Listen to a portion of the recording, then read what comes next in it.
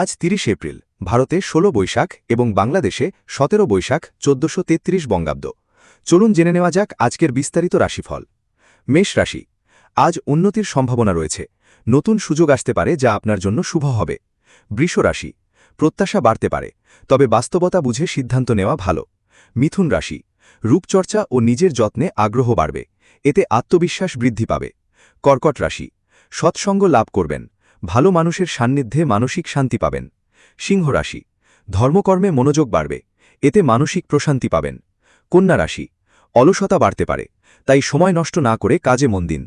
তুলা রাশি, মনে দীনতা বা হতাশা আসতে পারে, ইতিবাচক থাকার চেষ্টা করুন। বৃশ্চিক রাশি, কোনো কাজে বাধা বা কার্যব্যাঘাত হতে পারে, ধৈর্য ধরে এগোনো ভালো। ধনু রাশি, আশাভঙ্গ হতে পারে, অতিরিক্ত প্রত্যাশা না রাখাই ভালো। মকর রাশি, মনে ব্যাকুলতা থাকতে পারে, ধৈর্য ধরে চললে পরিস্থিতি সামলাতে পারবেন। কুম্ভ রাশি, অগ্নিভয়ের আশঙ্কা রয়েছে, আগুন বা বৈদ্যুতিক জিনিস ব্যবহারে সতর্ক থাকুন। মীন রাশি, শারীরিক পীড়া বা অসুস্থতা অনুভব করতে পারেন, নিজের যত্ন নিন।